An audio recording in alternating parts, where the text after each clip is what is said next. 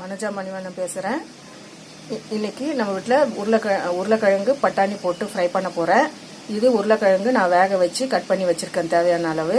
இது பட்டாணியும் நான் பச்சை பட்டாணி. இது ஆக்சுவலி இது வந்து முளை கட்டிடுச்சு.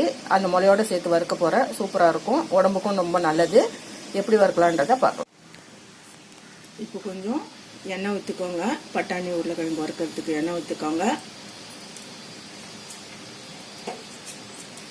கடுகு கொஞ்சம், வெந்தயம் கொஞ்சம் போடுறேன்.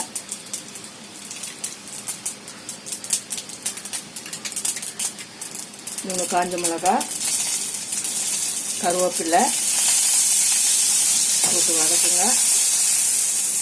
கூடவே சின்னதாக பொடியாக அரிஞ்சு வச்சுருக்க வெங்காயத்தை நான் சேர்க்குறேன். நான் 2 வெங்காயம் அரிஞ்சு வச்சுருக்கேன். வெங்காயத்தை சின்ன சைஸாக 2 வெங்காயம் அரிஞ்சு வச்சுருக்கேன். நல்லா பொன்னிறமாக வர வரைக்கும் வதக்குங்க.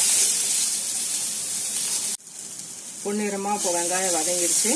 இப்போ தக்காளி நான் 2 தக்காளி அரிஞ்சு வச்சுருக்கேன். இதை சின்ன சைஸில் 2 தக்காளி அரிஞ்சு வச்சுருக்கேன். இதை போட்டுக்கோங்க. போட்டு நல்லா ஃப்ரை பண்ணுங்க. இப்போ இதோடைய தேவையான அளவு உப்பு போட்டுக்கோங்க. ஃப்ரைக்கு தேவையான அளவு உப்பு போட்டுக்கோங்க. உப்பு போட்டுட்டு நல்லா வதக்கி விடுங்க. தக்காளி நல்லா மசிஞ்சிருச்சு. இப்போ 2 ஸ்பூனு மிளகாத்தூள் போடுறேன். தேவையான அளவு மிளகாத்தூள் போட்டுட்டு நல்லா பரட்டி விடுங்க. கவர வர மாதிரி நல்லா பரட்டி விடுங்க. பச்சை வடை போகணும்.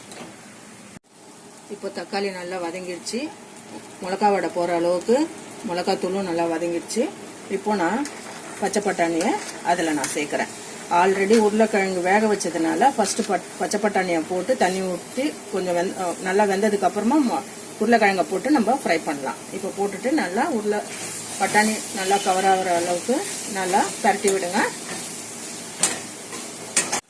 இப்போ பட்டாணியில் மசாலாலாம் கரெக்டாக மிக்ஸ் ஆயிடுச்சு. இப்போ தேவையான அளவு நம்ம அதில் தண்ணி விட்டுக்குவோம். ஃபர்ஸ்ட்டு பட்டாணி நல்லா வேகட்டும். அதுக்கப்புறமா நம்ம உருளைக்கிழங்கு போட்டு ஃப்ரை பண்ணி எடுத்துக்கலாம்.